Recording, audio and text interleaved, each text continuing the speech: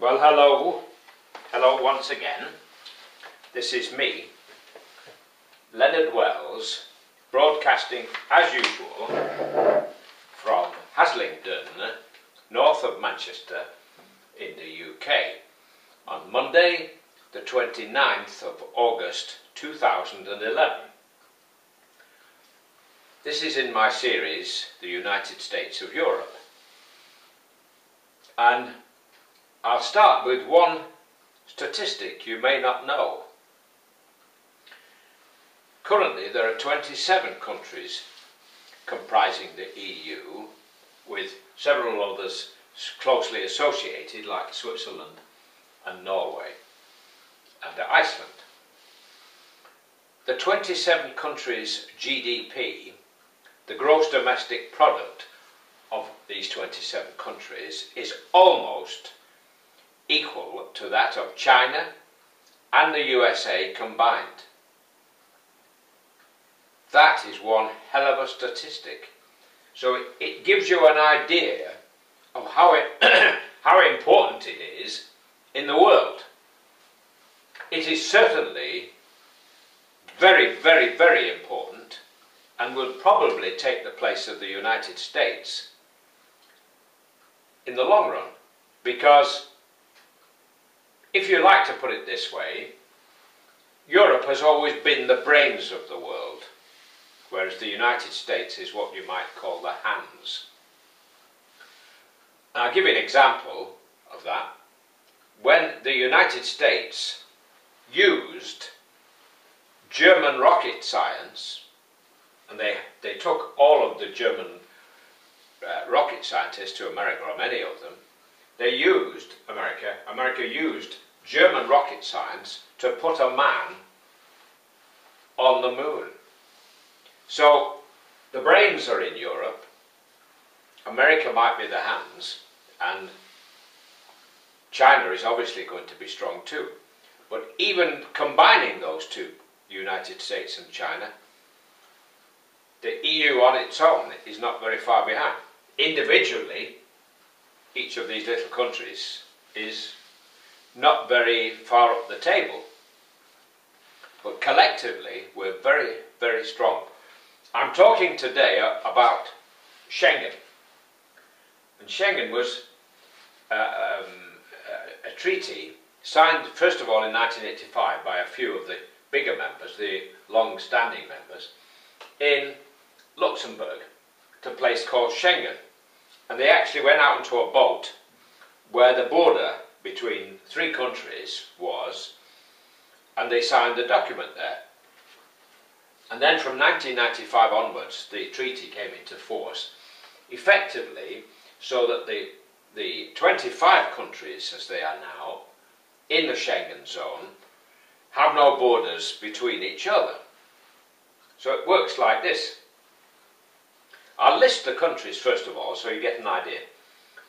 Austria, Belgium, the Czech Republic, Denmark, Estonia, Finland, France, Germany, Greece, Hungary, Iceland, right up at the north there, Italy, Latvia, Lithuania, Luxembourg, Malta, which is way down here, south of Sicily, Netherlands,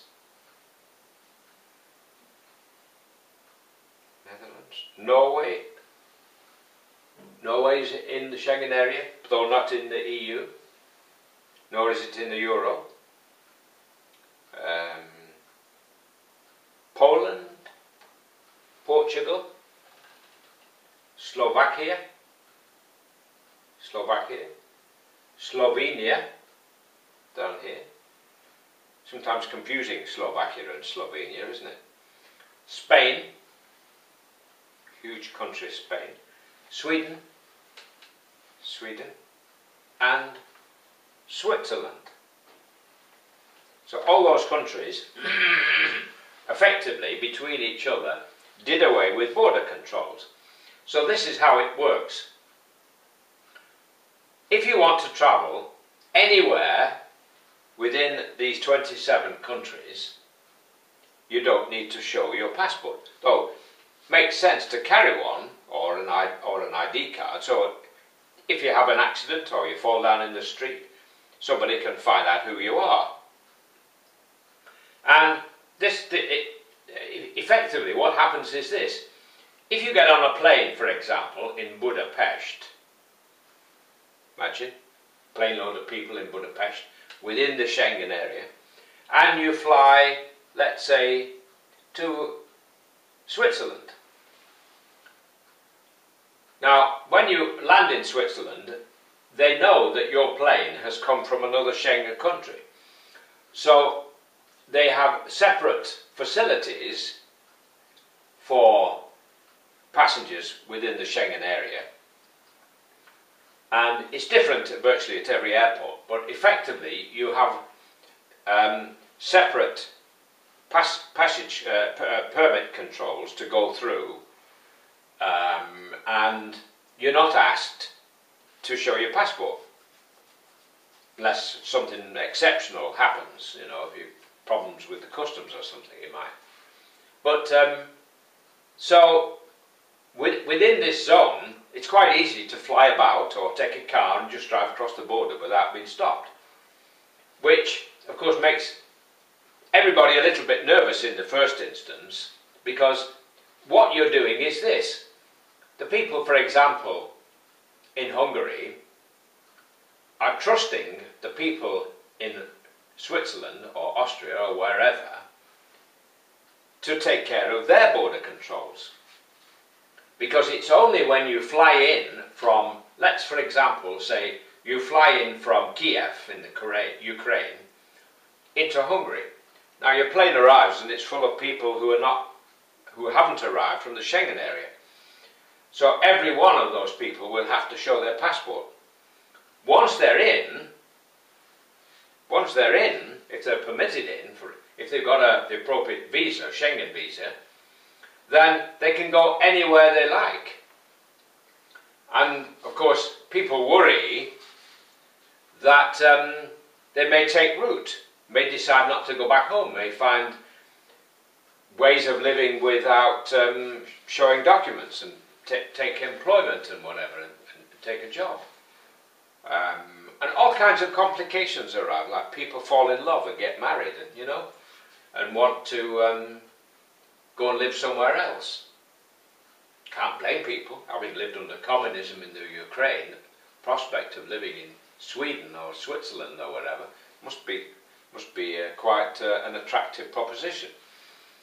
So Britain, of course, is not in the Schengen area, so you can travel to Holland, for example, to the Netherlands, and once you're in the Netherlands, you show your passport. For example, if you're coming from Manchester, you show your passport to get on the plane, and you show your passport in the Netherlands. Once you've shown your passport in the Netherlands, you can wander off into the Netherlands, and then you can go anywhere within this 25 countries without showing your passport again, except when you come back to the UK, because even though you've come from Schengen, the British won't let you in, even though you're British, without showing your passport again. So this is where we fall down, and we have this strange idea that if we join Schengen, all of a sudden people from out of Mongolia will come galloping in. But it doesn't work like that. It works by cooperation, by trust. And you've got to trust your neighbours. There are two things in the world which divide mankind: religion and nationalism, nationality. Once people start to say, oh, we don't like the Germans, or we don't like the French, you know, it just causes friction. People start talking about nationality. Actually, we're all part of the human race, and all these different divided up countries and even continents are all from the mind of man. We're all part of the human race. And it's the organisation of keeping people out and checking passports and stamping passports and paying for passports is costing billions. Literally billions. Ernest Bevin, the British Foreign Secretary, I think it was about 1947, he said, I believe in freedom, and for me, freedom means getting on a train in London and going anywhere in Europe without showing my passport. But we decided, when Schengen came along, not to join because we said, oh, we're worried about terrorists. Well, of course, the only terrorists that we had were from Ireland. And we don't even have border controls with Ireland. We don't even have to show your passport when you come from Ireland into the UK. So that was a load of codswallop. And it causes all kinds of headaches. The fact that we don't want to play golf the way everybody else plays golf. We'd like to have a different size ball, but we'd still like to be able to win all the cups. And it's about time we stopped looking backwards to our empire days and started looking forwards to our participation in this huge, wonderful enterprise, the United States of Europe. And it will come. The first President of the United States, George Washington, who defeated the British, albeit with the aid of the French, and threw us out of the United States, after we'd burnt down the White House, mind you, said there will one day be a United States of Europe, as there has come now to be a United States of America. I really believe that. Well, that's Schengen. I'm going to say God bless, while it's still legal in the UK to say God bless. Take care. Bye for now.